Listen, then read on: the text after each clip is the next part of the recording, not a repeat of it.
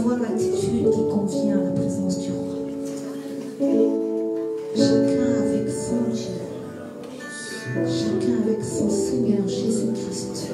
Le seul et l'unique. Nous sommes tous ensemble rassemblés pour le louer. Mais il écoute la louange de ton cœur. Chacun d'entre eux. Chacun d'entre eux. Il écoute notre louange.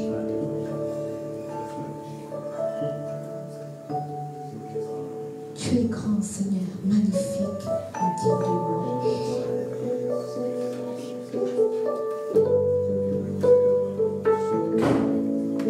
Tu es grand, Seigneur. Tu es notre Seigneur.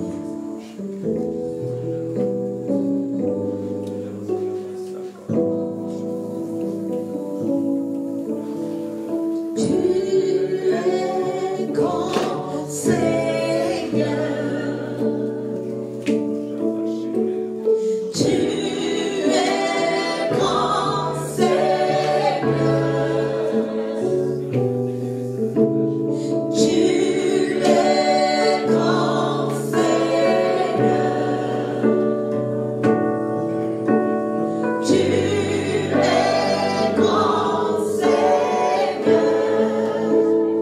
Tu es grand,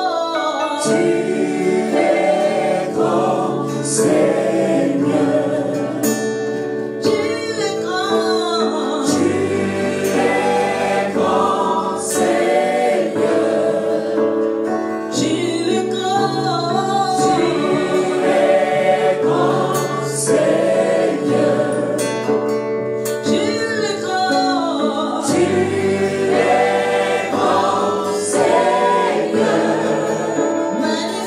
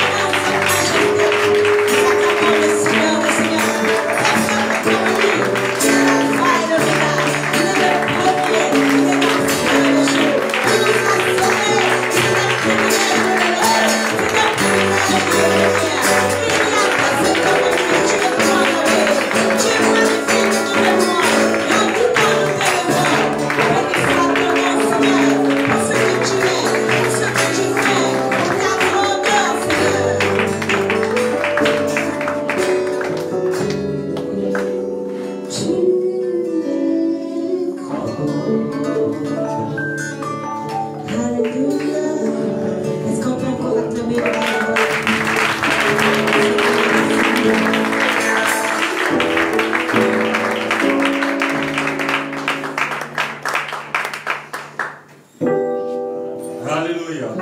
Que Dieu vous bénisse. Qui est dans la joie d'être là ce soir? Alléluia. Amen. Nous restons dans cette présence pendant un temps. Nous continuons dans ce moment. Moi j'aime beaucoup prononcer le nom d'un Dieu qui est puissant. J'aimerais dire le Dieu puissant. Alléluia. Il s'appelle Jésus. Amen. C'est le nom au-dessus de tout nom, le nom glorieux, le nom magnifique. Moi je dis généralement c'est un tout en un. Amen. Tu es d'accord avec moi? Alléluia. On va prendre un petit cantique ensemble avant que je fasse la première partie de ce moment. L'homme de Dieu il est en train d'arriver. Et il va faire la seconde partie. Alléluia. Notre Dieu est fort. Est-ce qu'il y a quelqu'un qui peut le dire avec moi? Notre Dieu est fort. Il est vraiment fort, il est véritable. Alléluia. Si tu connais le chant, tu vas le prendre avec moi. Et puis on va essayer d'élever ce nom encore puissant qui est élevé et qui est glorieux. Alléluia. C'est le nom véritable. C'est le nom précieux de Jésus. Jésus,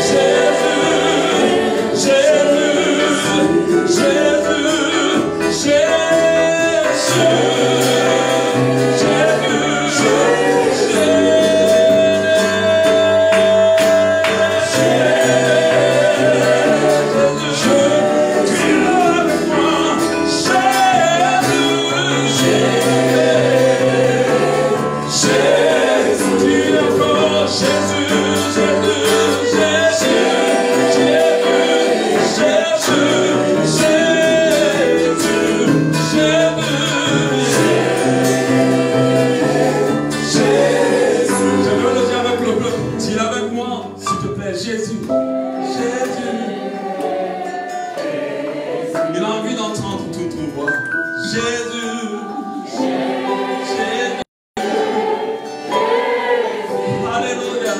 Jésus.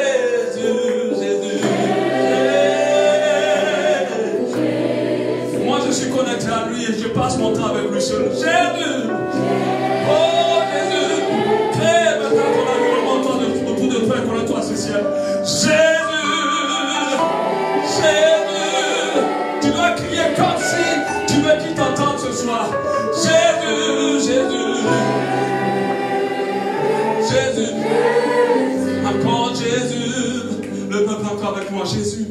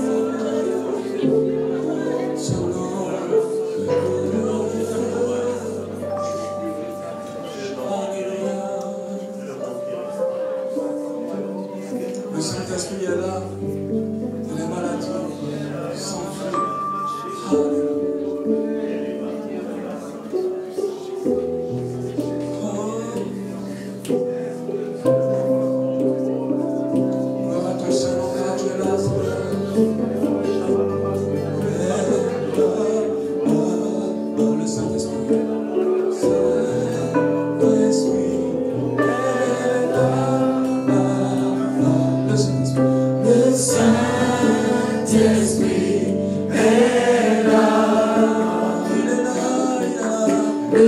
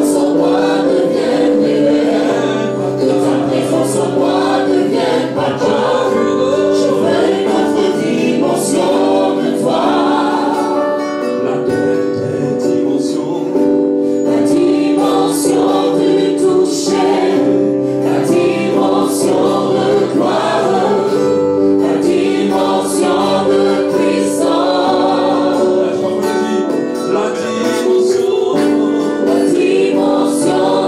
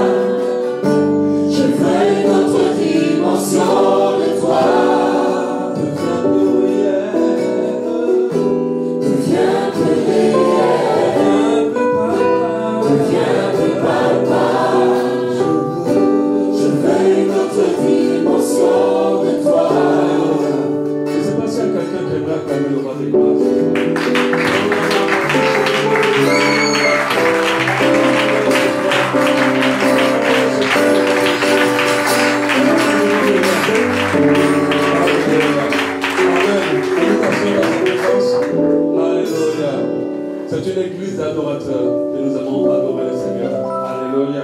Amen. Je salue notre roi de gloire parce qu'il est avec nous. Et quand tu es là, tout va bien. Amen. Quand il est là, tout va bien. Et on s'excuse pour le retard que le programme a pris. Mais Dieu fait toutes choses bonnes en son temps. Alléluia. Et toutes choses concourent au bien de ceux qu'il aime. Et j'en suis pleinement convaincu. Amen. J'aimerais, avant de commencer, comme je le disais tout à l'heure, je ferai la première partie du programme. L'homme de Dieu ne se prépare, il est en train d'arriver. Il va faire la seconde. Ça va être très court, ne vous inquiétez pas. Amen. Amen. Parce qu'il y a quelqu'un qui regarde sa montre. Mais je pense que quand ça va commencer, tu vas dire la montre ralentie parce que voilà, il y a beaucoup de choses encore à prendre dans ce moment. Amen. Je salue la présence du pasteur Paul qui est là, pasteur Tofa, le frère Verso, je crois qu'ils sont le pasteur Elva, et voilà, c'est eux que je reconnais. Il y a aussi le pasteur Boumas. Tu vas bien, Boumas? Ça va, gloire à Dieu. Amen. Amen. Et puis je crois que vous représentez le pasteur Gaspard, c'est ça? Non. Ok, vous avez été invité. Oh, gloire à Dieu. Vraiment, je vous souhaite la bienvenue. Et nous sommes tellement honorés de vous avoir ici. On a envoyé des invitations comme on pouvait. Et voilà, ça fait chaud au cœur de vous voir par rapport à ces 5 ans. Nous savons comment nous avons commencé. Et nous savons le chemin que nous avons parcouru. Aujourd'hui, la conclusion qu'on a qu'on a actuellement de ce parcours, c'est que derrière une réussite, il y a forcément une histoire. Il y a toujours une histoire.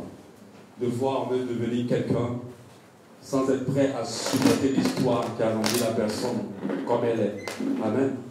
Et nous croyons qu'il y a toute une histoire. Nous avons commencé ce programme, cette église, dans un salon avec ma femme.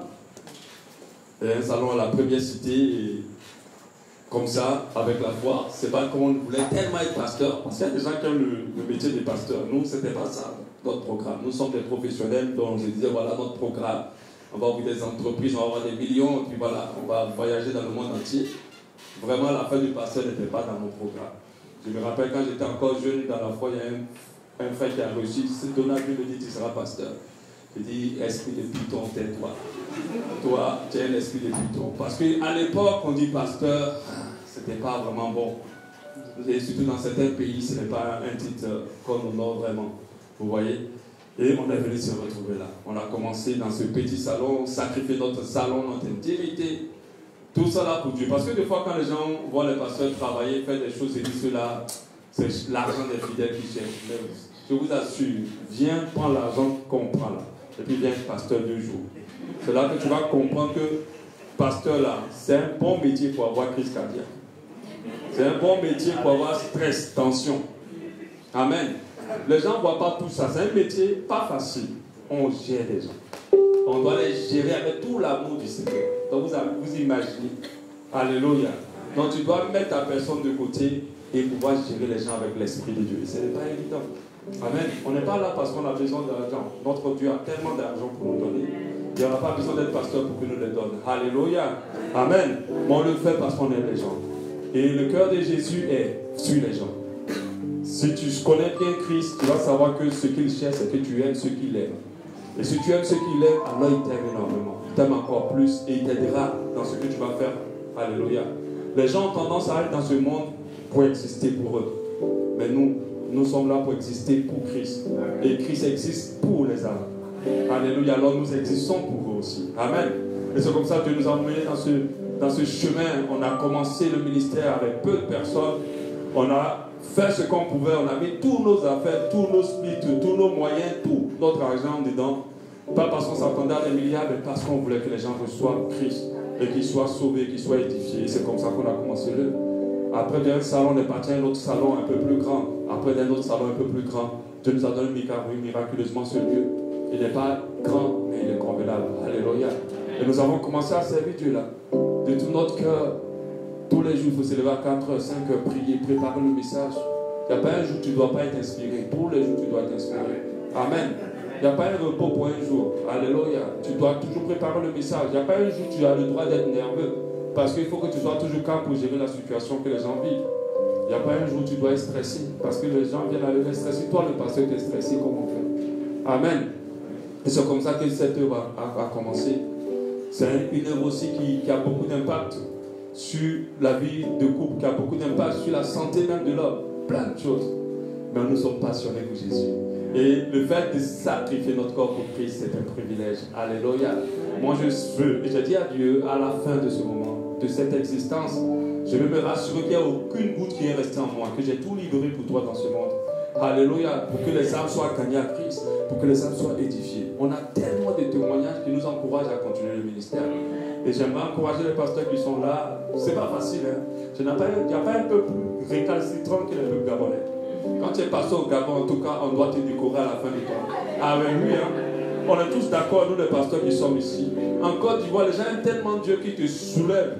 Mais ici, ils ont l'impression quand ils viennent à l'église, ils te font même un privilège. Tu dois même les payer pour venir à l'église. Alléluia. Pendant que la grâce de Dieu entoure ses serviteurs. Son onction est sur ses serviteurs.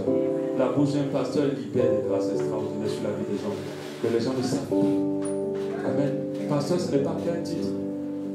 C'est une onction qui est portée par une personne. En réalité, c'est la vraie définition de ce mot. Amen. C'est une onction portée par un corps. Et cette onction, quand elle est libérée, elle fait du bien à beaucoup. Elle brise les jours, elle transforme les existences. Elle fait beaucoup de choses. Alléluia. Amen. Et aujourd'hui, nous avons 5 ans, des hauts et des bas, des coups durs de tout type. On en a eu. Mais nous sommes debout. Le plus important, c'est de rester debout. Et Dieu nous permet d'avoir 5 années à prendre autant de chemin. Et nous le bénissons pour le chemin qu'on a parcouru. Aujourd'hui, quelqu'un va me voir et va dire, ah, le pasteur de son église n'est pas mal, j'aimerais être comme ça. Viens d'abord vivre ce que j'ai vu. Je pense qu'en chemin, tu vas lâcher. Et quand Dieu t'appelle pour quelque chose, il t'équipe sérieusement. C'est pour ça que peu importe ce qui se passe, on tient debout. Alléluia. Est-ce que vous connaissez les arbres qui sont plantés dans l'eau? Ils n'ont pas la même profondeur de racines que les arbres qui sont plantés sur la terre, parce qu'ils doivent mieux se fixer. Alléluia. Et c'est la grâce que Dieu fait aux hommes de Dieu que nous sommes. Et nous voulons vraiment lui être reconnaissants. On ne cherche pas à faire un programme pour des millions. On veut vraiment lui être reconnaissant pour les 5 années qu'il nous a permis de vivre. Avec les personnes qu'il a mis aussi à côté de nous pour rester fidèles jusqu'à maintenant. Des gens qui croient en toi et qui sont là pour t'aider. Nous on a été comme ça aussi avec d'autres personnes. On bénit Dieu aussi pour le père de l'œuvre aussi, que le pasteur Mohamed Sanongo, qui a vu cette œuvre aussi, il a pris sous sa coupole, il nous aide à dire ça, il est informé de ce programme et il a donné son aval dans tout ce qu'on va faire, à tout ce qu'on va faire. Alléluia. Et nous le bénissons aussi, on demande à Dieu de se souvenir de lui et de multiplier encore davantage son ministère. J'ai un rêve par rapport au Gabon. Mon rêve, c'est vraiment que l'Église soit unie et que l'Église soit seule. Et qu'on ait le même Christ dans notre cœur, manifesté de la même manière. Alléluia. Que l'Église soit ensemble, parce que Dieu m'a permis de développer un thème que j'ai commencé à partir, ça fait peut-être 3 dimanches. Je parlais des 5 pôles d'influence de l'Église sur le monde. Je ne vais pas traîner là-dessus. Dieu m'a fait comprendre que ce monde, c'est une question d'influence. Si tu n'influences pas, tu es influencé. Il n'y a pas de demi-mesure. Si l'Église n'influence pas, l'Église est influencée. Direct. Et Dieu m'a dit, il faut que tu fasses comprendre aux enfants de Dieu qu'on est dans une guerre d'influence. Nous, on existe pour que le royaume de Dieu soit manifeste ici-bas. Et c'est par l'influence qu'on peut permettre à cette manifestation. Dieu est puissant. Mais sa puissance, celui qui est à côté de toi ne pourra pas la connaître s'il n'y a pas quelqu'un pour la manifester. Et nous sommes là. Est-ce que tu es là pour manifester la puissance de Dieu? Est-ce que Dieu peut compter sur toi pour la manifestation de la puissance? Alléluia. Et je parle des 5 pôles d'influence. Dieu veut influencer le monde. Il veut l'influencer au travers de nous. Et des fois, quand on parle d'influence, les gens pensent souvent que le volet spirituel, il n'y a pas que le spirituel. Il y a plusieurs niveaux. Dieu m'a parlé de la richesse. Il dit, si tu es pauvre, ta parole ne sert à rien. On n'a pas envie de t'écouter. Mais si tu as les plus meilleures idées du monde, on s'en fout de ce que tu as à dire. Nos familles sont un exemple. Alléluia. Il m'a parlé de la puissance aussi, manifestée par l'Esprit de Dieu. Il m'a dit, vous devez être puissant. Regardez la Bible, quand vous lisez l'histoire de Daniel, quand vous lisez l'histoire de Joseph, eux, ils ne parlaient pas beaucoup. Quand vous lisez l'histoire d'Élie, ils ne parlaient pas beaucoup. Quand tu viens pour dire ton Dieu est faux, il dit, ok, je vais te montrer qu'il est vrai. Et c'est par la manifestation que Dieu se règle. Le royaume de Dieu ne consiste pas à trop parler. Les enfants de Dieu doivent comprendre qu'il y a une autre dimension que de chercher les maisons, les voitures, les enfants. Il y a une autre dimension. Nous devons influencer. Nous sommes la lumière du monde. Et ce que Dieu m'a fait comprendre, la lumière ne lutte pas l'espace avec les ténèbres. Lorsque tu allumes la lumière dans une salle, les ténèbres sont obligées de partir. Il n'y a pas de discussion entre la lumière et les ténèbres. Les ténèbres, c'est l'absence de lumière. Mais la lumière n'est pas l'absence de ténèbres. Alléluia. Ce n'est pas l'absence de ténèbres. Parce que même si les ténèbres viennent, ils ne peuvent pas déloger la lumière. Est-ce que nous comprenons? Est-ce que vous réalisez comment c'est la puissance dont nous avons la charge d'être les témoins? Il a dit, vous avez reçu le pouvoir. Vous recevrez une puissance et vous serez mes témoins. Mais les témoins de quoi? Pas de seulement parler de Jésus-Christ, de la puissance de Dieu. Aujourd'hui, Jésus-Christ, les gens du monde, ça ne veut plus rien dire. C'est la puissance qui fait parler aujourd'hui. C'est le pouvoir qui met la différence. Mais les enfants de Dieu aujourd'hui sont tellement influencés qu'on a les mêmes objectifs que les gens du monde. Nous, on veut que le règne de Dieu vienne et se répande sur toute la terre. Voilà notre objectif. On n'est pas là pour des maisons. On n'est pas là pour avoir des gloires. On n'est pas là pour être élevé dans ce monde. Tout cela, ça va s'arrêter. Mais le règne de Dieu ne s'arrêtera jamais. Alléluia. Donc on n'a pas les mêmes objectifs. L'église est tellement influencée actuellement là que c'est le monde qui quitte toutes nos règles. Regarde nos fidèles d'avant, comment ils s'habillaient. Et nos fidèles d'aujourd'hui, comment ils s'habillent. Il y a une influence. Quelqu'un a influencé quelqu'un. Je ne suis pas sûr que c'est l'église qui a influencé le monde. Alléluia. Par contre, c'est le monde qui a influencé l'église. Parce qu'aujourd'hui, l'église peut maintenant être comme le monde. Avant, on pouvait reconnaître une sœur chrétienne dans la rue. Mais aujourd'hui, tu sais plus. Tu as besoin des loups spirituels pour savoir si elle est chrétienne ou pas. Parce que son apparence déjà ne sait plus. Alléluia. Et nous devons influencer. Nous devons influencer dans les hautes sphères ou les niveaux d'influence. Que ce soit au niveau politique, que ce soit au niveau social, que ce soit à tous les niveaux, Dieu cherche ses enfants. Au niveau de la sagesse et de l'intelligence, vous savez que ceux qui ont l'intelligence sont influents. Est-ce que vous savez que l'intelligence est plus élevée que la richesse?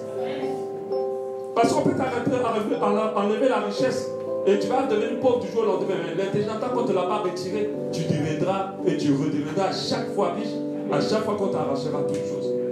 Lisez Proverbes. Proverbes parle et valorise la sagesse. Amen. Et c'est un pôle d'influence. Dieu a besoin des experts et des techniciens à des niveaux élevés de notre nation. Alléluia. Dieu a besoin des personnes qui travaillent avec excellence. Dieu a besoin des gens qui manifestent sa puissance. Les enfants de Dieu ne peuvent même plus jeûner. Si tu n'as pas de vie de jeûne, comment tu auras de la puissance? Tu vas l'obtenir comment? Quand Jésus dit à un niveau qu'il y a des démons qui ne sortent que par le jeûne et par la prière. Toi, tu vas faire sortir quel niveau? Tu vas dans quel niveau de démons? Tu ne peux pas. Pas de vie de prière. Rien. Amen. Nous devons comprendre que nous sommes là pour que la lumière brille. La Bible dit que ta lumière luise. Et elle doit briller. On ne peut plus subir l'influence du monde. On doit l'influencer. Sinon, nos enfants, nos assemblées vont être influencées par le monde. Et c'est ce qui est en train de se passer. Le monde est trop rentré dans l'église. Les hommes de Dieu, les chrétiens, n'est pas ce qu'ils cherchaient avant. Mais pourquoi? À cause des ambitions du monde qui ont corrompu les ambitions des enfants de Dieu. Dans les derniers temps. Et nous sommes clairement sans discussion au dernier moment. Alléluia. Les gens vont être de plus en plus contre l'évangile et contre l'église. Les gens vont de plus en plus nous combattre. Et ce sont les personnes qui savent comment se tenir ferme ou qui se sont consacrés réellement qui vont tenir par rapport à tout ce qui est en train de se passer. Parce que un vent de tribulation, un vent de pression est déjà libéré contre nous. Alors il faut qu'on se réveille. Arrête de trop dormir. Arrête de trop manger. Tu dois chercher une dimension élevée à chaque fois. Pourquoi la Bible dit que Dieu est saint, saint, saint? Ce n'est pas 3 fois saint. C'est une gloire, une sainteté qui se multiplie constamment et qui ne s'arrête pas. Parce que si on leur donne le nom de saint de Dieu, je pense que la Bible ne va pas suffire pour continuer à le nommer. Si tu es 3 fois 5, c'est que tu es limité. Il est limité en rien. Et nous, les enfants de Dieu, nous devons chercher de plus en plus une dimension élevée. Et nous devons tu dois influencer ta famille. Tu dois influencer ta nation. Tu dois influencer tes conditions. Tu dois même influencer tes frères et tes soeurs en Christ. Parce qu'il y a une influence qui a déjà infiltré l'église. Le thème de cette célébration, c'est une église puissante. Notre thème de l'année, c'est la puissance de Dieu manifestée. Ce n'est pas pour prouver aux hommes que Dieu est puissant dans nos vies. On veut que les gens voient que notre Dieu est puissant dans leur vie. Et qu'elle se manifeste au travers de nous. C'est la puissance qui départage le combat. C'est le pouvoir qui dit le final de la situation. Alléluia. Malgré ton intelligence, malgré ce que tu vas dire, si tu ne manifestes pas cette puissance, on va te regarder de haut. Aujourd'hui, l'église est méprisée, pas à cause de Christ, mais à cause de nous. Parce que beaucoup d'enfants de Dieu sont dans la médiocrité. Je ne vais pas prendre du temps parce que l'homme de Dieu est là. Moi, j'ai travaillé, je suis chef d'entreprise, j'ai travaillé avec des chrétiens et des non-chrétiens. J'ai eu mal de voir des chrétiens être médiocres dans le travail et des non-chrétiens être excellents. Moi, je travaille dans l'excellence et je cherche l'excellence. Pas pour être glorifié des hommes, mais pour montrer qu'on est un Dieu excellent. Alléluia. Et dans l'excellence, tu vas voir comment on va venir vers toi. Aujourd'hui, dans le domaine dans lequel je suis, tout le monde connaît ma signature. On sait que si tu vas chez M. Soro, il va te faire un travail bien. Alléluia. Et quand je collabore avec les clients, je suis excellent dans la collaboration. Pour qu'ils comprennent que les enfants de Dieu sont honnêtes et ils travaillent bien. Et ils vivent un travail professionnel. Et c'est en cela que tu pourras parler à quelqu'un. Alléluia. Que Dieu nous permette d'influencer. Et que notre lumière luise davantage. Alléluia. Amen. Alléluia. Vraiment, je sais qu'au sortir de ce moment, notre feu va tellement briller. Est-ce que vous savez que les sorciers, quand ils te regardent là, ils voient soit le feu ou toi, ils te voient lui. Ah, c'est ça. En plus, ça va là. Quand tu n'es pas puissant, ils te voient nu. Mais quand tu es puissant, ils voient le feu ou la lumière forte. Que tous les sorciers voient ta lumière, lui, ils ont honte. Et que le feu, le volcan même, puisse sortir de toi. Au nom de Jésus. Alléluia. Nous acclamons le Seigneur. Alléluia.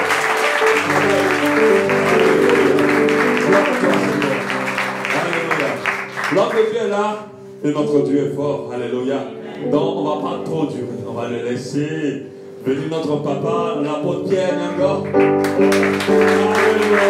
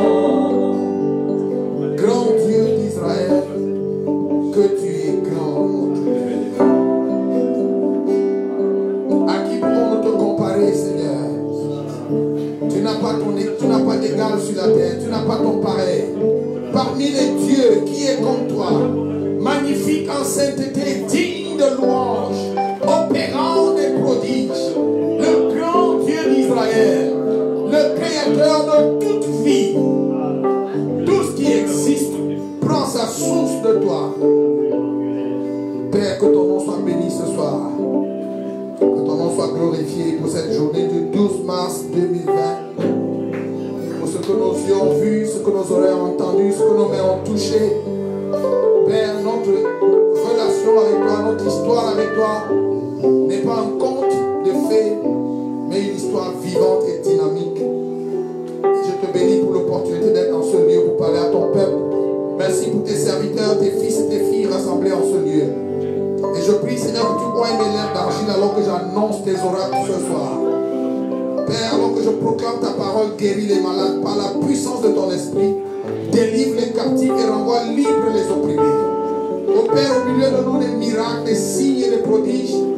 Fais au milieu de nous ce que l'œil n'a pas vu, que l'oreille n'a pas entendu et qui n'est même pas monté au cœur de l'homme. Qu'il en soit ici à la louange et à la gloire de ton Saint-Nom. Et tous les croyants disent Amen. Alléluia. Alléluia. Si tu es vivant et tu n'as pas honte de Jésus, est-ce que tu peux te mettre debout et lui donner une acclamation?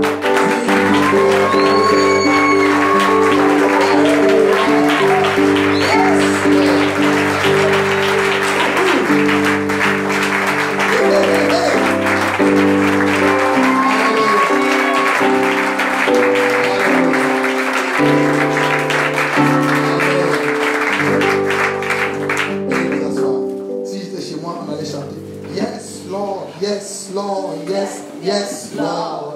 Yes, Lord, yes, Lord. Yes, yes, Lord. Yes, Lord, yes, Lord. Yes, yes, Lord. Amen. Alors d'abord, chante l'anglais aussi, non? Encore une fois. Yes, Lord, yes, Lord. Yes, yes, Lord. Yes, Lord, yes, Lord. Yes, yes, Lord. Yes, Lord, yes, Lord. Yes.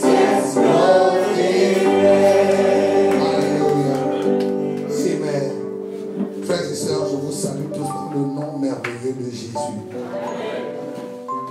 Vous ne pouvez pas imaginer combien grande est ma joie d'être ici ce soir et de pouvoir vous parler de la part du Seigneur. Alléluia. Combien d'entre vous savez que Dieu est ici? Oh, Dieu est en ce lieu. Amen. Et cette semaine, Dieu non seulement va nous parler, mais va nous toucher et va se révéler à nous. Amen. Ma prière à Dieu, c'est que cette semaine, avant dimanche, quelqu'un ici va voir Jésus face à face. Vous savez, pour beaucoup de chrétiens et même pour beaucoup de pasteurs, Jésus, c'est une histoire qu'on raconte. La meilleure façon de connaître quelqu'un, c'est de le rencontrer. Quand vous ne l'avez pas encore rencontré, vous avez seulement des informations sur ce sujet. Vous savez, j'aime dire que la photo du feu ne brûle pas. C'est vrai. Si on met la photo du feu là, tu peux mettre ta main dedans, ça ne va pas te brûler. Parce que la photo du feu ne brûle pas. La photo du lion ne fait pas peur aux enfants, elle, parce qu'elle ne réussit pas. Et pour beaucoup d'entre nous, notre relation avec Dieu, ou notre histoire avec Dieu, c'est juste des photos.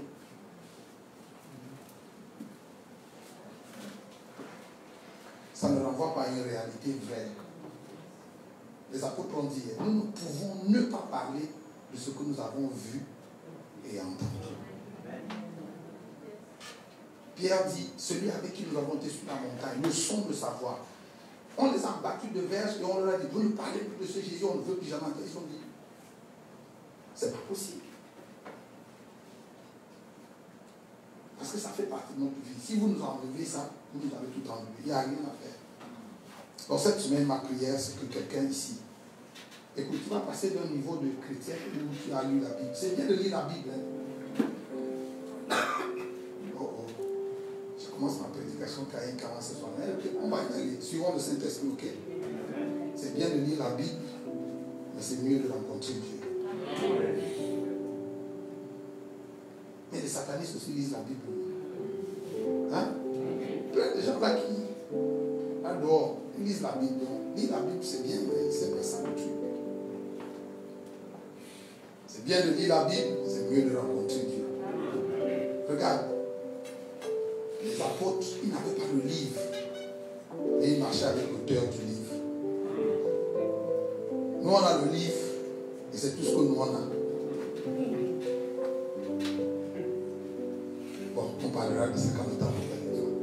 Donc, j'étais juste en train de vous saluer dans le nom de Jésus. Amen. Je voudrais saluer très chaleureusement le pasteur Solo et son épouse qui me font l'amitié de me faire venir à Libreville en cette saison. J'apprécie grandement votre invitation et votre amitié. Pasteur Solo, je ne sais pas s'il dort parce qu'il est connecté tout le temps. Tu lui envoies un message à 2h et à 3h, il a répondu. Et je me demande quand il dort. Alléluia. Et je salue tous les hommes et femmes de Dieu qui sont là. Je voulais saluer mes parents spéciaux, Dada et Pascal, Pasteur Antoinette. Dada, c'est à la maison. Ah, pardon. Dada et Pascal, ils sont venus, Dieu leur a donné une place très très spéciale dans mon cœur. Et c'est une bénédiction de vous avoir. Amen. Je vous apporte les salutations de Marie-Grande Béatrice, mon épouse. On aurait dû être ensemble. Elle n'a pas pu venir à la dernière minute parce que mon souci de passeport et tout ça. On aurait dû être ensemble. J'aurais aimé être avec elle aujourd'hui. Alléluia. Alors, je vous apporte également les salutations de nos 5 enfants.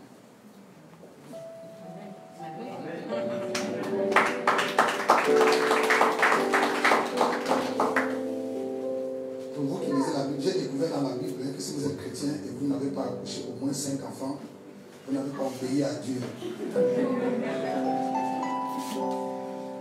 Le nombre minimum d'enfants qu'un chrétien doit avoir, c'est combien? Au moins 5.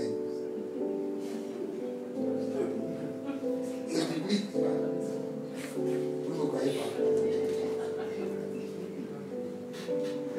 Okay. Bon. Alléluia. Alors ce soir, il y a des frères qui ne sont pas suivis, nous regardent. Bon, je vous donne pas la référence.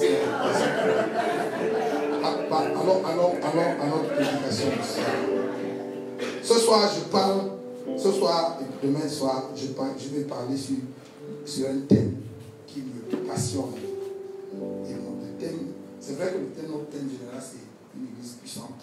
Et je crois que le sous-thème que j'ai développé va nous aider vraiment à être cette église puissante. Et le thème que je traite ce soir, que j'introduis ce soir, c'est le désenvoûtement de l'église. Combien d'entre vous, maintenant vous êtes des esprits, c'est sûr que vous avez été ici, vous avez les téléphones et les ordinateurs.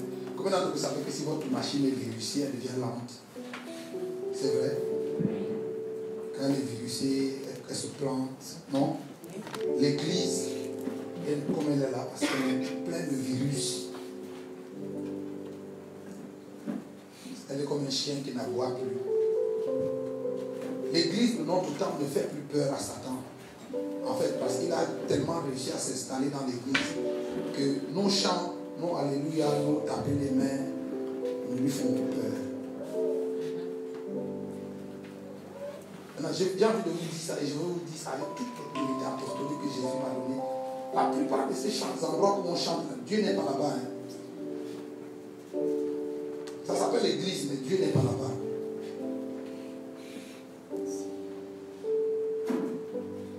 En tout cas, si vous faites le séminaire avec nous, vous allez les reconnaître. On va vous donner les caractéristiques. Parce qu'aujourd'hui, j'introduis le sujet sur le désenvoûtement de l'église.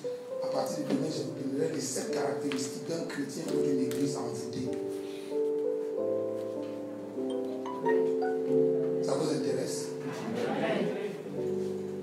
Ça va vous permettre. N'écoutez pas le séminaire en pensant aux gens qui sont au Vendo. Hein. Non, ce n'est pas eux que je prêche. Je prêche aux gens qui sont ici. Aux gens qui sont au Canada, qui me regardent et qui me écoutent. C'est à vous que le Seigneur s'adresse. Alléluia. Galates chapitre 3, partie du premier verset. Oh, Galates dépourvus de sens. Qui vous a fasciné? Certaines versions disent qui vous a ensorcelé. Et une autre version dit qui vous a envoûté. D'autres versions encore disent qui vous a enchanté. Une autre version plus moderne dit qui vous a jeté un sort.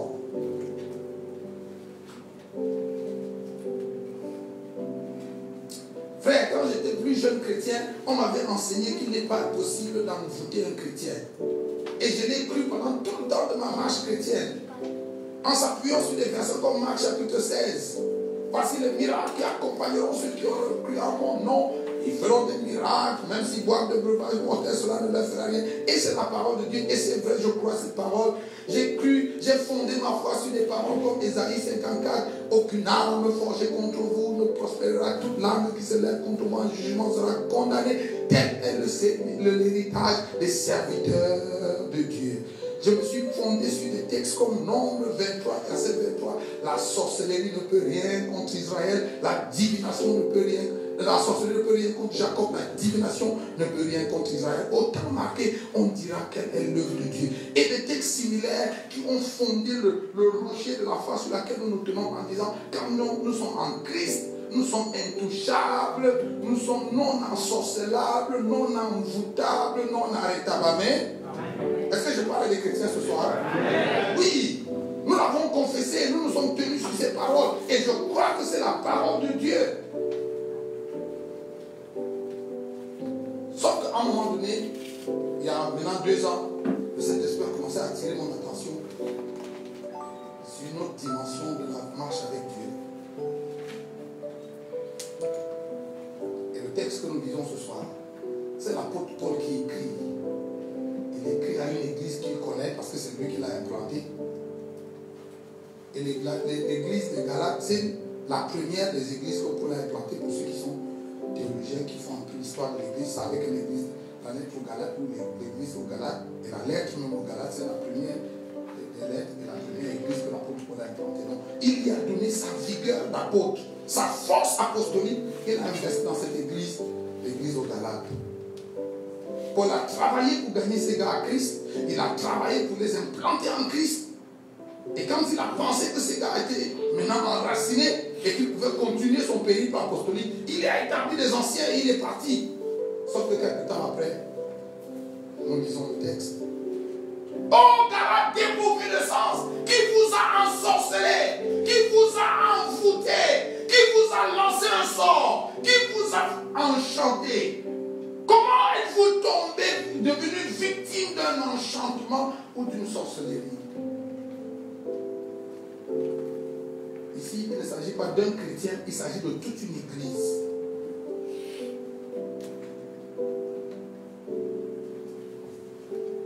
Vous, aux yeux de qui Jésus-Christ a été peint comme crucifié.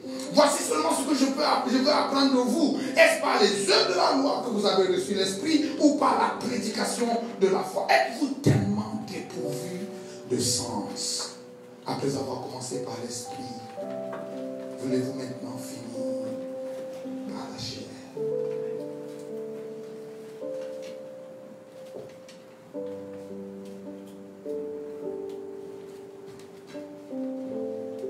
L'envoûtement dont est victime l'église de Galates aujourd'hui, dans ce texte, n'est pas venu du fait des francs-maçons, des sorciers ou des rosicruciens ou des gangas ou je ne sais pas qui, des prêtres occultistes qui ont des calebasses sous la mer et qui ont tout changé. Non, non, non. Cet envoûtement n'est pas venu du fait de la magie noire, de la magie blanche. Elle n'est même pas venue de l'extérieur. Cet envoûtement dont Paul parle ici, elle vient de l'église. L'apôtre Paul a tourné le dos d'autres apôtres, d'autres pasteurs, d'autres docteurs sont venus. Écoutez-moi, frère. Vous savez, pour vous qui regardez la télé et qui êtes impressionné par ce que vous voyez à la télé,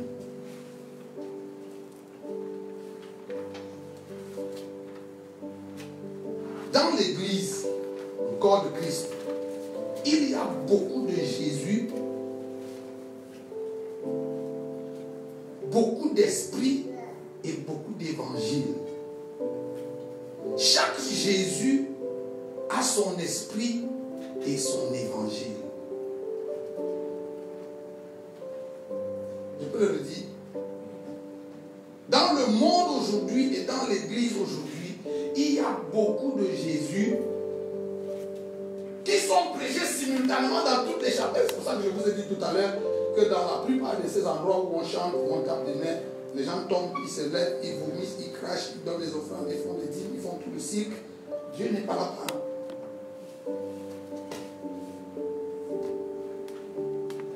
Parce que dans l'église, il y a beaucoup de Jésus. Et chaque Jésus a son esprit et son évangile. Et ce n'est pas moi qui le dis, c'est l'apôtre Paul qui le dit.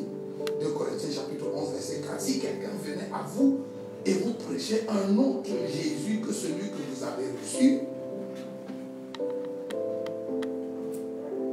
hein? Voilà, car si quelqu'un vient à vous, vient vous prêcher un autre Jésus, c'est-à-dire quoi?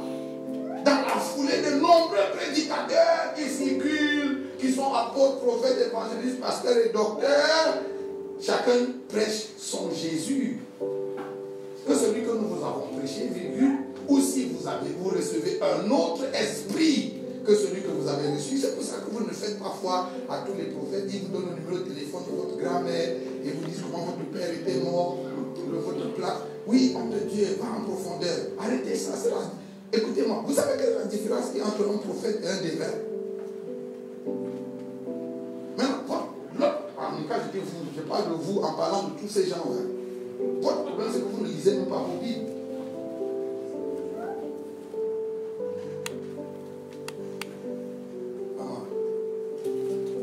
Moi, je n'ai jamais vu Jésus dans la Bible. Amen. Le Jésus que moi je prêche, je n'ai jamais vu donner le numéro de téléphone à quelqu'un.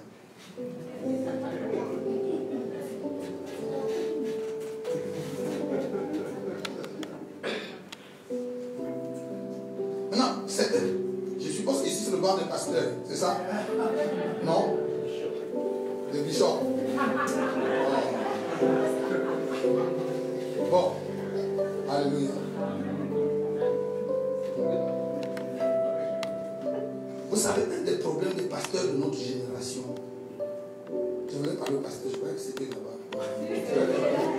Ils sont là. Ils ont les traits. J'ai l'impression qu'ils ont envie de m'attraper la queue.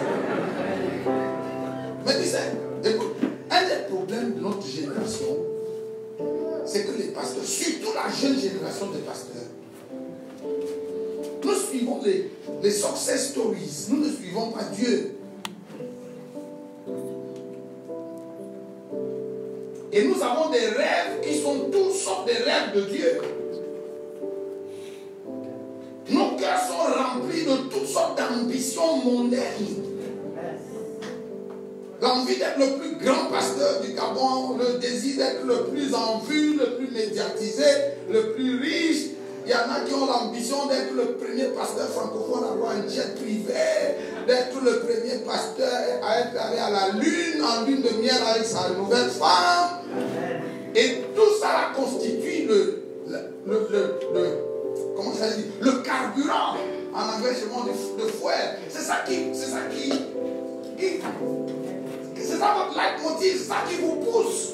Donc vous travaillez acharnement, entre guillemets, à l'œuvre de Dieu. En fait, vous ne servez pas Dieu, vous servez vos ambitions.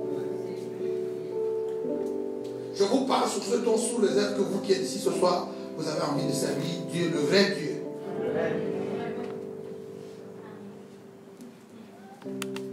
Donc, pour revenir à notre texte, il y a beaucoup de Jésus. Chaque Jésus a son évangile et son esprit. Donc, dans les églises, vous entendez les esprits qui parlent. C'est vous qui croyez ces choses.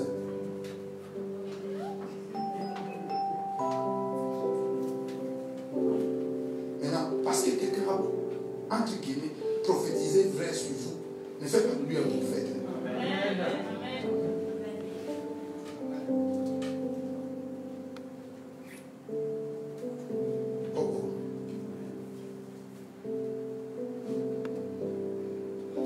Cette fille a été possédée d'un esprit de serpent.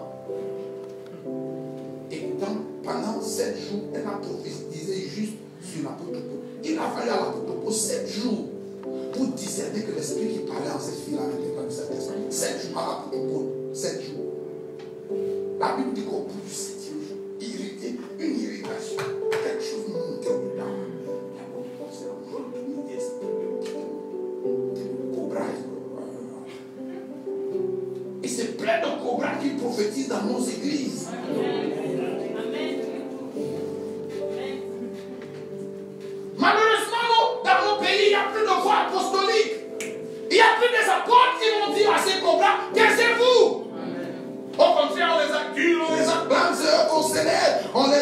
en grande pompe, c'est à eux qu'on donne tous les honneurs, on leur déroule le tapis rouge.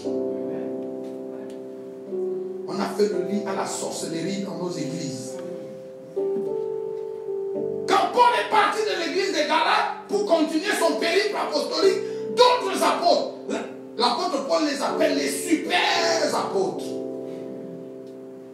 Ou alors les apôtres par excellence, selon la version de la Bible que vous lisez, sont venus et ont prêché à l'église des Galates un autre Jésus. Paul leur a présenté le Jésus crucifié et les autres sont venus leur présenter un autre Jésus en leur prêchant un autre évangile.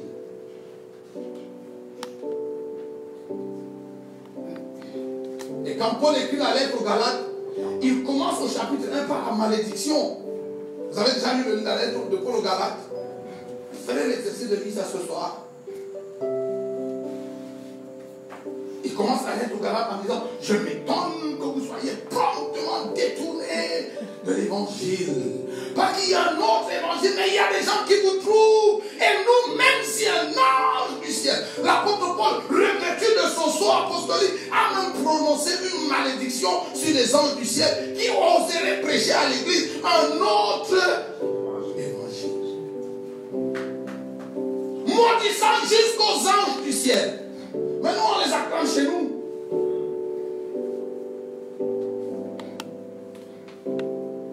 Si quelqu'un même venait vous prêcher un autre Jésus ou un autre évangile que celui que nous vous avons prêché, qu'il soit anathème. Nous parlons ce soir du désenvoûtement de l'Église. Parce que l'Église de notre temps a été gravement envoûtée.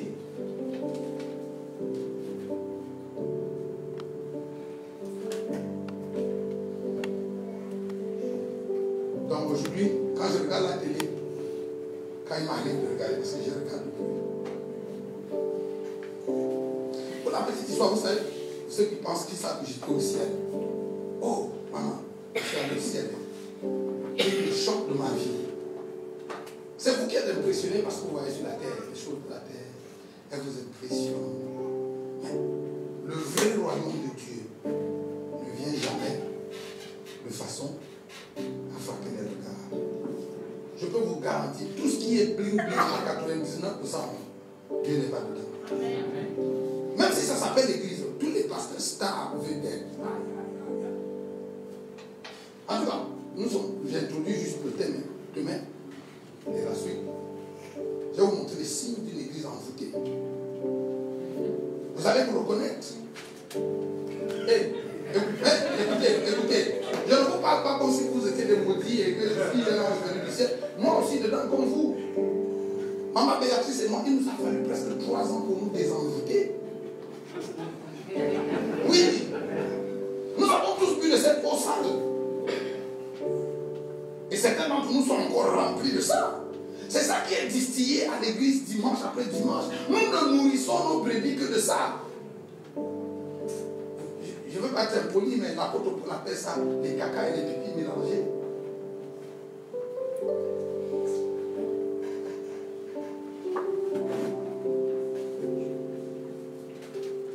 Vous êtes là? Donc quand Paul a tourné le dos, d'autres pasteurs. L'église a été envoûtée par les pasteurs.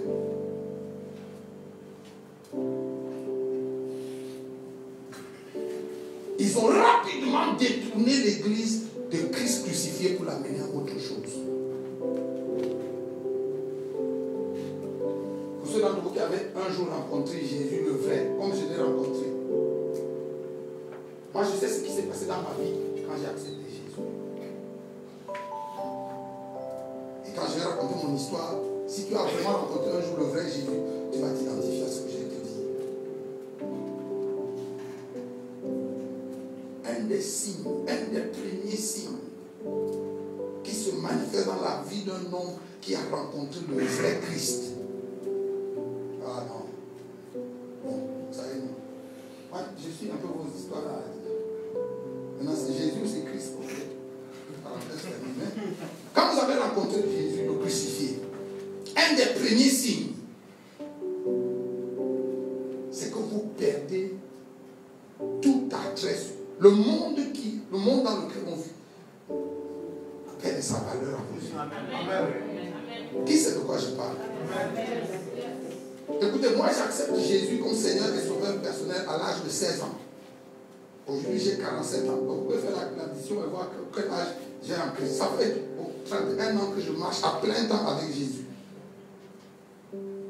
À l'âge de 16 ans, j'étais en classe de seconde. Quand j'accepte Jésus, maman, il a fallu une main de fer pour que je continue d'aller à l'école. Tellement j'aimais le Seigneur, tellement être avec Jésus était bon. Qui voulait faire l'école? Pour faire quoi avec l'école?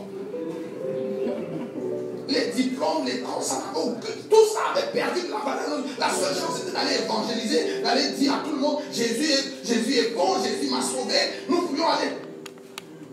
Tous les jeunes de ma génération, presque tous, nous tous là au lycée, nous sommes tous devenus, presque tous, devenus pasteurs. Parce que c'était tellement. Il fallait des parents. Moi, j'ai dû aller à l'université parce que mon père était en Lyon.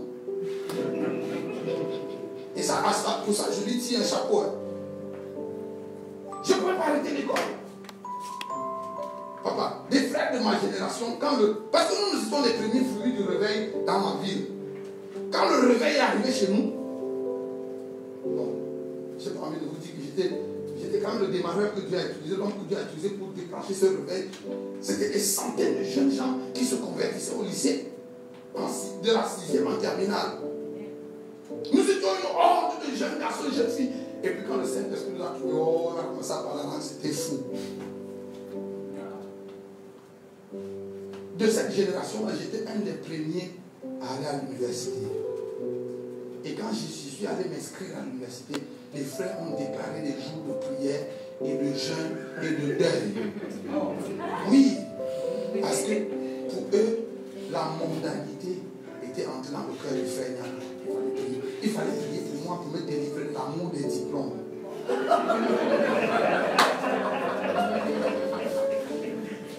Mais je suis allé à l'université sur la parole du Seigneur. Après le bac, le Seigneur me dit, je veux que tu ailles t'inscrire à l'université de Boya et tu vas faire lettres bilingues. Parce que j'ai envoyé partout dans le monde pour parler de moi. Et il faut que tu sois capable de parler de moi aisément en français comme en anglais. Donc, je suis allé faire lettres bilingues et j'ai fait une formation de traducteur et d'interprète. Et quand j'ai fini, le Seigneur m'a dit, maintenant tu peux déposer ça au pied de ma croix. Mais je décris seulement notre état d'âme. On aimait tellement le Seigneur. Jésus, ça passait avant tout. Avant tout. Il n'y a rien dans ce monde qui avait de la valeur aux yeux de Jésus. À nos yeux. La seule chose, c'était aimer Jésus. Tout ce qui pouvait nous arrêter ou nous ralentir dans notre élan d'aimer le Seigneur était considéré comme diabolique, comme mondain, comme païen. Quelqu'un s'identifie à ce que je raconte dans l'histoire? Papa, on marchait sur des kilomètres pour aller à l'église. On allait évangéliser dans des villages, on allait à pied, maman. Et je parle devant Jésus, on allait à pied. Quelquefois, on faisait 40-50 kilomètres pour aller évangéliser. Des jeunes garçons et des jeunes filles. Quelquefois, contre le gré de nos parents. Nos parents pensaient que c'était la folie et ils avaient raison. C'était vraiment la folie.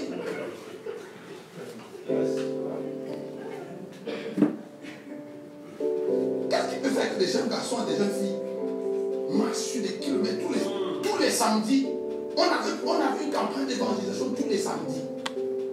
On ciblait un village et on allait dans ce village là-bas aller prêcher l'évangile, on allait dans un autre village. On était au lycée, on faisait des jeûnes répétés. J'ai appris à jeûner 10 jours sans manger. Et au lycée.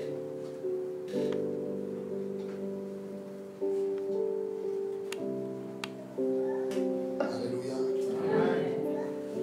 À cette époque-là, nos églises n'étaient pas climatisées. Oh, Dieu merci, c'est beaucoup ici. Hein. Nos églises n'étaient pas climatisées, il y avait à peine des bancs. Certaines de nos églises, le sol n'était même pas cimenté, c'était la poussière. On tapait les mains, on chantait à tue-tête. Il fallait nous entendre chanter. On ne chantait pas les cantiques que vous chantez aujourd'hui. Hein. On avait nos cantiques. Oui. À cette époque-là, quand on le disait, que c'est merveilleux, merveilleux, abandonner ce monde, de suivre Jésus, devenir ami du Seigneur Jésus. Que c'est merveilleux, merveilleux. Ce monde va passer. Ce monde va passer. Ce monde va passer. C'est Jésus ne passe pas. Qui sait pourquoi je parle? Alléluia. Alléluia.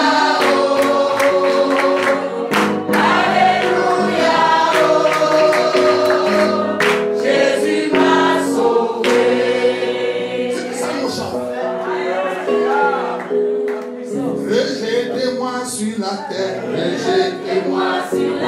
persécutez-moi sur la terre, ce n'est rien, ma patrie est dans les cieux, j'irai là-bas, c'est ma nouvelle patrie.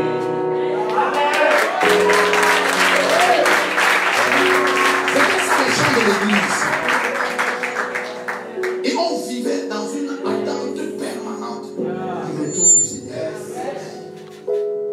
Et aucun frère n'avait envie de rater l'enlèvement. Quand on pensait au jour où Jésus va revenir, où on va nous voir face à face, tu peux penser aller faire la fornication, aller mentir, tu veux rater le ciel, frère.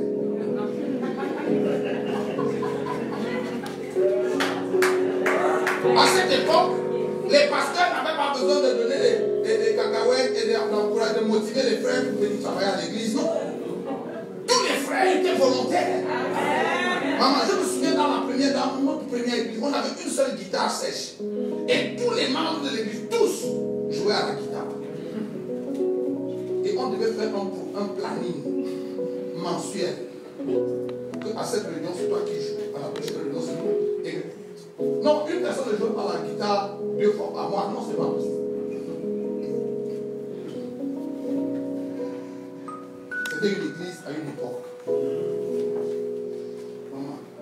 À cette époque, on pleurait dans nos églises. Au Cameroun, on appelait les églises où on pleurait. Au Gabon aussi. Elles étaient petites, les églises. C'était les églises où on pleurait. Aujourd'hui, les gens ne pleurent plus dans nos églises. Je vous dis pourquoi. Tu sais pourquoi les gens pleuraient dans les églises à l'époque? C'est pas parce qu'ils étaient vieux jeunes, non. C'est parce que quand vous entendez l'évangile vrai,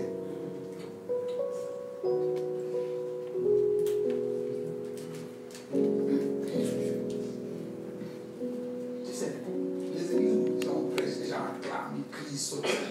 Il faut arrêter ça. Il faut arrêter ça. Quand vous mettez les gens devant la sainteté de Dieu, ils sont tout petits comme ça. La seule chose qu'ils ont envie de faire, c'est de fondre en larmes, de pleurer sur eux-mêmes.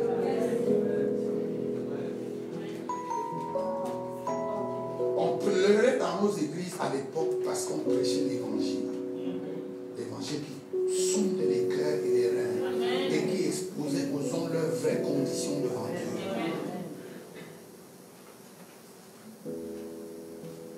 Tu sais, cette génération a vite séduit le pas à une autre génération.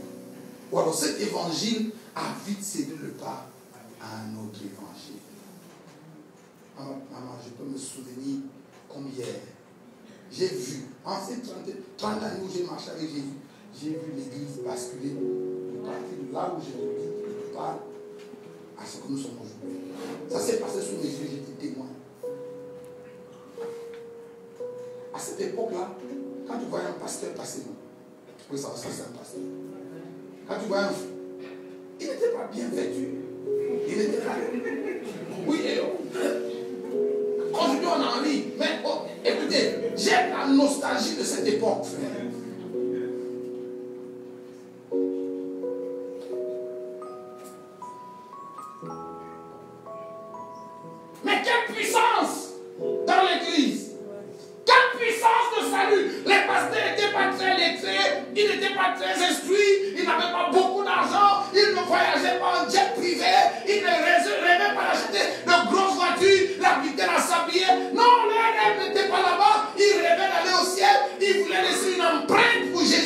monde. Et des milliers de gens ont été sauvés.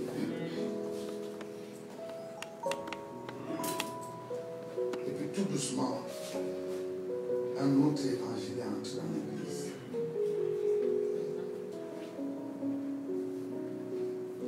On a commencé à empêcher les belles cravates. Et ce n'est pas empêcher d'emporter.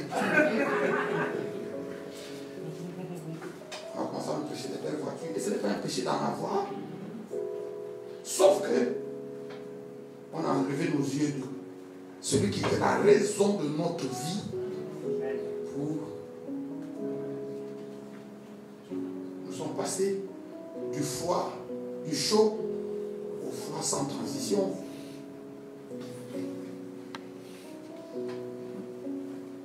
Un autre évangile a commencé à nous parler des voitures et de l'argent et de la prospérité et de la percée financière.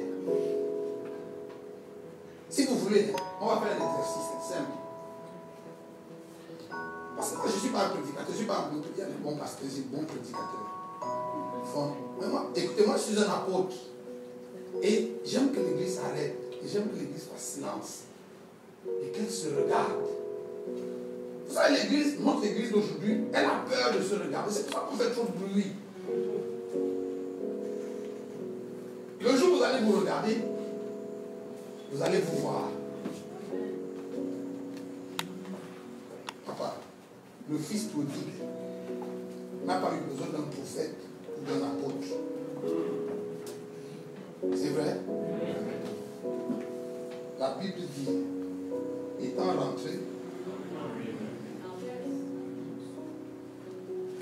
pendant tout le temps que ce garçon faisait des cochonneries, il se fuyait lui-même. Il avait peur de se regarder en face. Le jour où il a osé se regarder en face, c'est tout. Il n'a pas eu besoin d'un prophète qui lui donne le numéro de téléphone de son grand-père. Non. Étant rentré en lui-même, il a lui-même tiré toutes les conclusions. Même la démarche, quelqu'un lui a conseillé ça. Vous avez pu chercher les prophètes, vous avez au Nigeria, en Afrique du Sud, au Ghana, partout, où vous entendez qu'il y a le vent qui bouge. Ça se trouve en vous. Ce que vous cherchez là se trouve en vous. Oh, je peux le dire ça en français facile. Non, la chose que tu cherches à entendre, tu veux qu'un prophète vienne du Cameroun pour te dire, ça se trouve en toi. Si tu rentres, si tu fais silence et tu te regardes en face, tout ça est écrit. Et c'est ça le Nouveau Testament. Maintenant, je ne dis pas que le don de prophétie n'existe pas, ou que la parole de connaissance n'existe pas. C'est parce que j'ai dit. Un autre Jésus, c'est l'apôtre Paul qui dit au Galates. On a lu le texte ensemble. On peut le relire. Oh, Galates dépourvu de sens qui vous a fasciné, vous aux yeux de qui Jésus-Christ a été peint comme crucifié. Pendant le temps que l'apôtre Paul a passé chez les Galates, il a fait une peinture de qui le vrai Jésus était.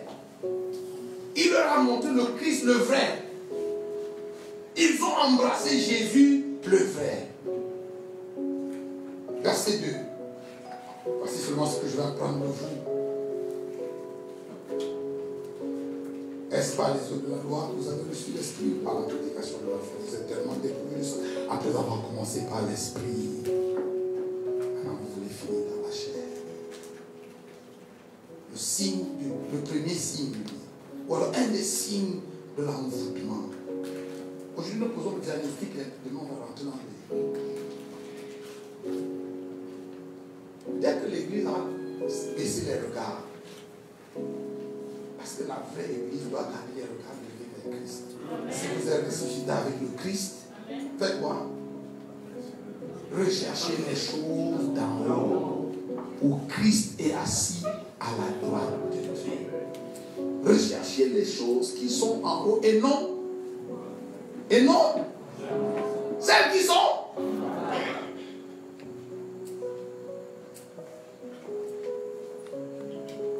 Dès que vous avez baissé les regards, c'est fini. L'église aujourd'hui ne s'affectionne plus des choses d'en haut. Les choses d'en haut n'intéressent plus l'église. Un séminaire où on va leur parler des choses en haut. Oh non, qu'est-ce que nous on a foutu? On a des trucs réels ici. Les églises sont devenues des supermarchés où les gens viennent acheter des visas, les mariages, les voitures, les bébés.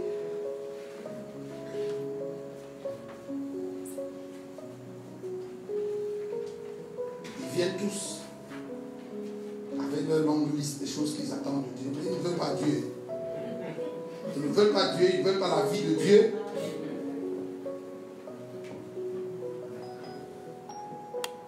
Un autre évangile. Un autre Jésus. Papa, au dernier jour, plusieurs diront, nous avons prophétisé en ton nom. Nous avons fait des miracles en ton nom. Nous avons chassé des démons. Et je leur dirai, attends, retirez-vous de moi, car je ne vous ai. C'est écrit comme ça dans vos Bibles. Ok. Si c'est vrai, parce que c'est la même Bible que je lis. Si Jésus, notre Jésus, le vrai, va leur dire, je ne vous ai jamais connu. Ils faisaient des miracles au nom de quel Jésus?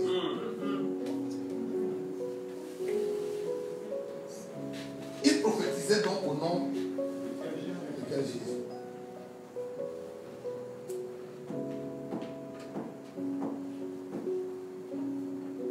Retirez-vous de moi, vous qui commettez l'iniquité, car je ne vous ai jamais.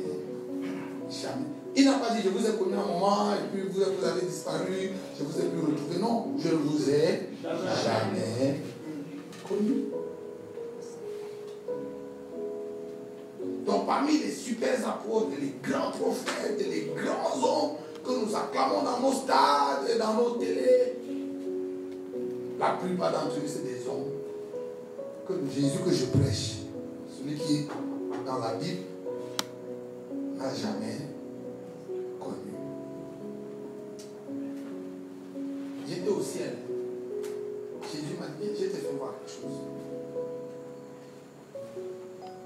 Papa, il m'a amené, il m'a fait faire le tour du monde. Pour ceux qui veulent croire, vous pouvez croire. Si vous ne voulez pas croire, libre à vous. Mais il m'a amené partout. Et il m'a montré des églises et des hommes de Dieu. Je t'assure, des grands, parmi les plus grands. Il m'a dit, tu as vu celui-là? Ce n'est pas mon serviteur. Tu as vu celui-là? On s'en va dans. Tu as vu celui-là? Je ne le connais pas. Et pourtant, c'est eux qui remplissent les stades chez nous. S'ils viennent à Libreville, la vie s'arrête. Les gens viennent de partout pour venir les voir, pour les écouter.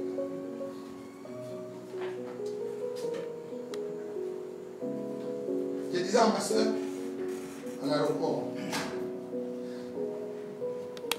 je peux dire ça sans que ça vous dérange. Si ça vous dérange, on va arranger après. Je lui disais quand on causait à l'aéroport, Dieu n'a pas changé de mode opératoire. Non.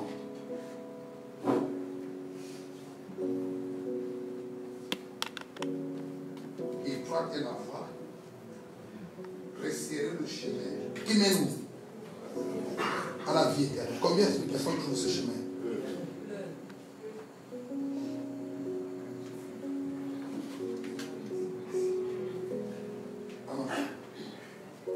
Jésus a fait le ministère sur la terre. Quand Jésus quittait la terre, ces hommes, les vrais sur lesquels il pouvait dire voici une maison, ils étaient 120. Pourtant, voilà un gars qui a drainé des fous, des dizaines de milliers, il a nourri des milliers de gens. Ça, c'est la parole pour vous, les pasteurs. Pourquoi votre écho ne soit pas bâti sur ces foules qui viennent vous écouter les dimanches? Ça n'impressionne pas Dieu. Jésus, même ça n'impressionne pas. Que votre église soit pleine à craquer, que vous remplissiez un stade, ça n'impressionne pas Dieu. Ça, c'est nous là, c'est la chair. C'est ça que ça impressionne.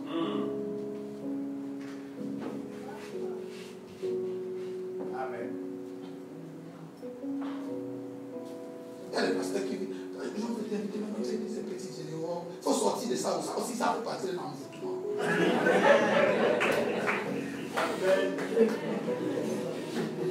Parce que Jean chapitre 4, Jean chapitre 3, c'est une conversation entre deux hommes, Jésus et Nicodème, tout le chapitre.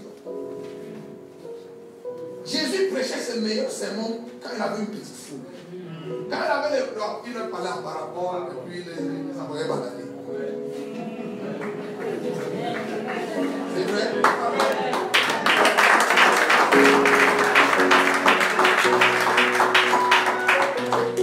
Jean 4, c'est une conversation entre Jésus et une femme samaritaine. Et avec cette femme, Jésus a déroulé et le mystère de la louange, de l'adoration et le mystère de l'évangile. Donc une conférence n'est pas puissante seulement parce qu'il y a beaucoup de monde. Parce que c'est certains d'entre vous regardez, on est que 40, 50, 66 vraiment, quand même pas grand. Pour tout le monde, il a oublié ça. Je lui disais que si c'était seulement pour venir m'asseoir et parler avec eux deux, ce serait un grand séminaire. Papa, Jean chapitre 6, Jésus vient de nourrir 5000 hommes sans compter leurs femmes et leurs enfants. Les théologiens disent qu'il y avait à peu près 20 000 personnes. Et quand ils ont fini de manger et de boire, donc on a ramassé, c'était 7 corbeilles ou 12 corbeilles. Les gars ont dit, Jésus va être notre roi. Et Jésus leur dit, asseyez-vous, je vais vous expliquer ce que ça veut dire, que je dois être votre roi. Si vous ne mangez pas ma chair, et vous ne buvez pas mon sang,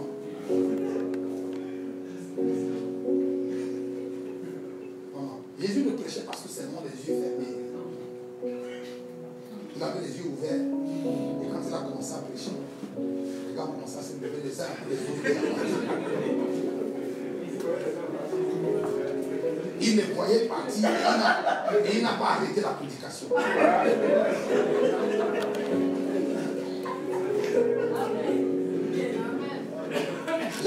J'appelle ça l'intentionnalité de Jésus. Il les voyait partir et il a prêché jusqu'à ce qu'ils soient tous partis. Jésus prêchait ce sermon à dessein pour que les gens partent de l'église. C'est aujourd'hui pour vous faire le marketing pour que les gens viennent. Mais Jésus aussi, quelquefois, il prêchait pour que les gens partent. Quand Jésus a demandé à Judas de fermer la porte pour que les gens ne sortent pas, il disait ce qu'il disait à dessein pour que les gens partent. Et quand ils sont tous partis, il s'est tourné vers les 12. Il dit, voilà, voici la porte, allez aussi. En d'autres termes, Jésus était préparé ce jour à rester seul. Il vaut mieux être un pasteur d'une église de 3 membres et être avec Dieu que d'être le pasteur de la plus grande église de Libreville sans Dieu.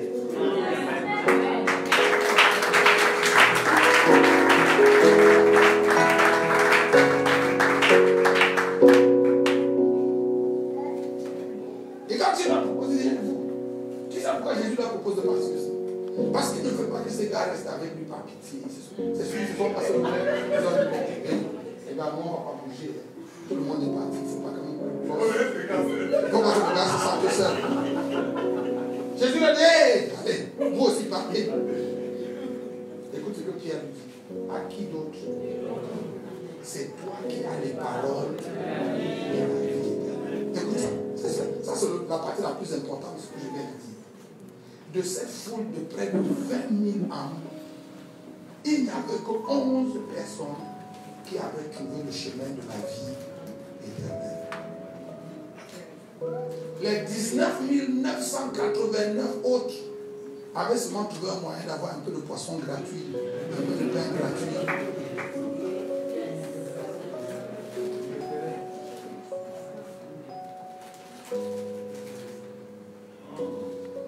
Donc la vraie question, pasteur, c'est des gens qui acclament et qui crient Alléluia et qui disent, ah, pasteur, avance dans ton église tous les dimanches. Combien d'entre eux ont vraiment trouvé le chemin de la vie éternelle? Dieu merci pour leurs offrandes et leurs dîmes, et leurs sacrifices, et leurs connexions, et leurs lambanos, et je ne sais plus quoi d'autre. Mais combien d'entre eux ont trouvé le chemin de la vie éternelle? La vraie question c'est, est-ce que ton message les aide à trouver le chemin?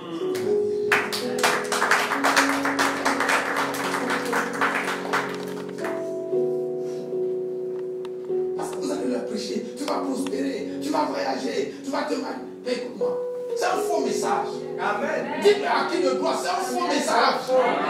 C'est un faux, archi faux. Dites que c'est l'apôtre Nyango qui a dit archi faux. Si tu dis amen fort, ton miracle sera plus grand. Amen. Arrêtez ça. Moi, je vais vous poser la question. Moi, je ne connais pas l'église, je ne connais pas les chrétiens de Libreville. Combien de chrétiens de Libreville vous connaissez qui sont devenus milliardaires parce qu'on leur a dit, dites amen fort.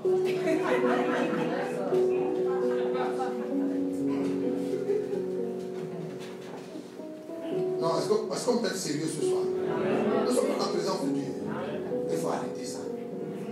Les vrais riches du Gabon ne viennent pas dans nos églises. Et quand ils vous entendent, si tu dis amen, tu vois, ils se moquent. Vous savez, notre évangile n'a aucune valeur.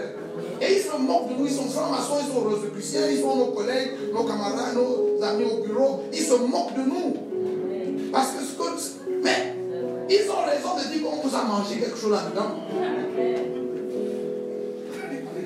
En fait, c'est l'ambition.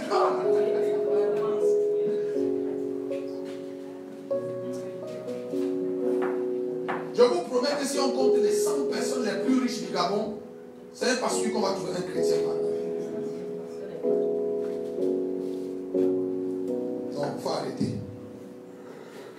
Soyons vrais. Soyons sérieux. Il faut arrêter. Est-ce que Dieu ne bénit pas? Je disais, la question, je la vois dans l'air.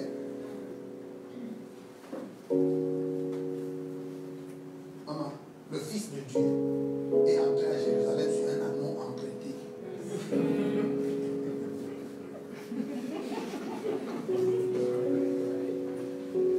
C'était son anon.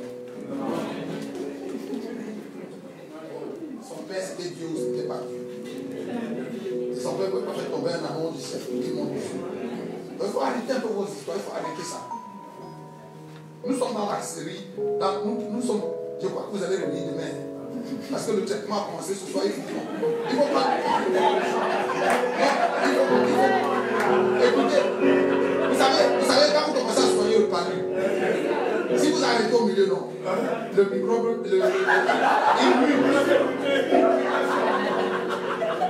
il développe la résistance. Donc, je vous engage au nom du Seigneur à revenir pendant toute la cure.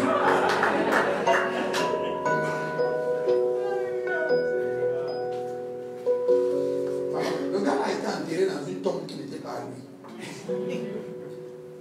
Je parle de Jésus. Du vrai Jésus. Alors oui, parce que maintenant, dans la cure, on va faire la différence entre le vrai Jésus et les autres Jésus. Comme ça, vous allez les reconnaître facilement. En fait, vous allez déjà reconnaître celui qui habite en vous, si c'est le vrai ou le Oui, parce que la prière du pécheur qu'on vous a fait faire, c'est toute la récitation que vous avez récité au stade, ou bien là où on vous a prêché les noms quand on a accepté. C'est ça qui vous savez, écoutez ça. Ce qu'un homme a entendu le jour où il s'est converti, c'est ça qui détermine la qualité des chrétiens qui sera le restant de sa vie. Maman, 90% des gens qui viennent dans nos églises n'ont jamais entendu l'évangile, le vrai. Ils ont entendu quelque chose qui ressemble à l'évangile. Vous savez, au Cameroun, on a des boissons qu'on appelle les top. Vous connaissez? Il y en a ici aussi, non? Donc, on a au Cameroun l'évangile, non pas l'évangile. On a une boisson top pamplemousse. Vous avez déjà vu top pamplemousse? Vous savez, la plupart des chrétiens qui viennent dans nos églises ont entendu l'évangile top pamplemousse. Vous savez ce qu'il y a dans cette bouteille de pamplemousse là? Il y a tout sauf le pamplemousse.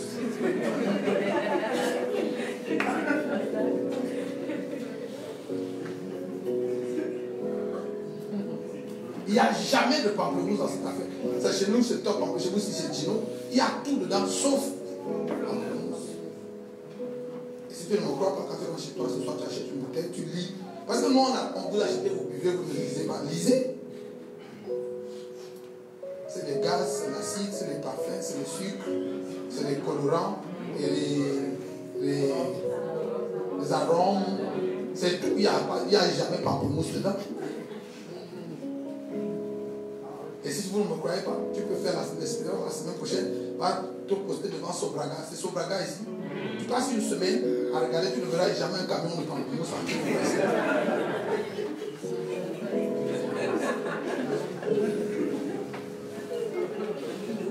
Dans la plupart, l'essentiel des choses qu'on entend dans nos églises, à la télé, à la radio et dans les campagnes d'évangélisation, c'est des discours avec un parfait évangélique, mais il n'y a pas l'évangile dedans. Les gens boivent, c'est sucré à la bouche, mais ça détruit le foie, ça détruit tout dedans. Continuez de boire ton pamplemousse, bientôt, vous serez diabétique.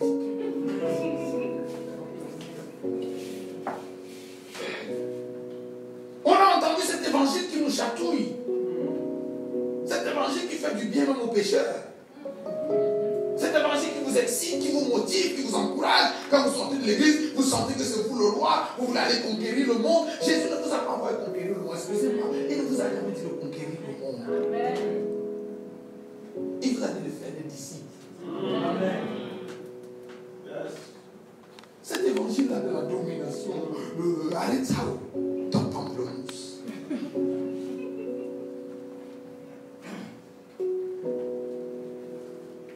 Je ne prêche pas la prosécuté, pasteur. Je ne dis pas que les chrétiens doivent maintenant ne vous brosser les dents, ne vous peignez pas les cheveux, soyez débraillés, parce que non, c'est pas de ça que je parle. Soyez excellents au travail.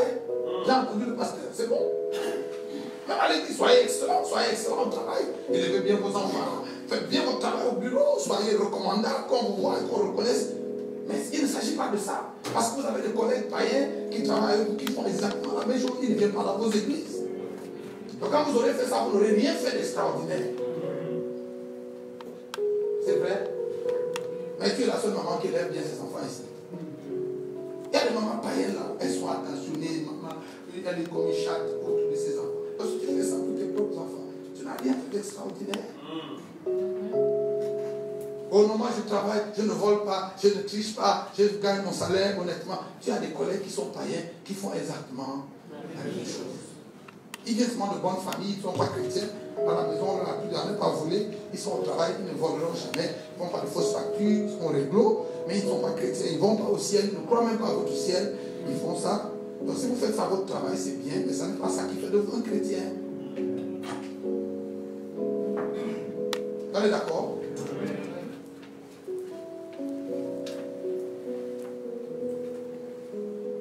Papa, Jésus n'a jamais dit que tous les chrétiens seraient riches sur la terre. Là, je vous mets n'importe qui au défi. Lisez toute votre Bible, le jour où vous trouvez le verset. Dites-moi, je reviendrai ici m'excuser. Mais il ne s'est pas écrit dans la Bible que tous les chrétiens vont être riches. Cette chose-là qu'on a, c'est une drogue. C'est l'envoûtement.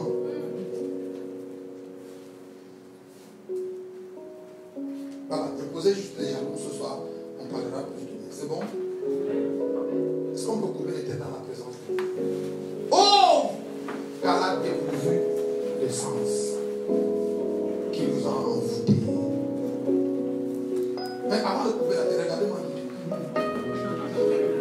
Moi je suis sérieux, regardez-moi. Pendant que je vous parle, le Seigneur vient de me demander de vous le rappeler. Certains d'entre vous, n'est pas tout le monde ici, mais certains d'entre vous, vous pouvez vous souvenir de l'époque où vous aimiez le Seigneur en vérité. Aujourd'hui, vous n'avez pas besoin qu'un prophète vienne d'Afrique du Sud pour vous dire que vous n'êtes plus à cet endroit-là. Parce que votre cœur a migré de ce que vous étiez hier. Hier, vous étiez prêt à tout sacrifier pour Christ. C'est ce que le Seigneur disait à Jean quand il parlait de l'Éphèse. Il dit, souviens-toi de ton premier amour. Tu peux te souvenir de ce que tu étais. Pour Christ, ce que tu étais prêt.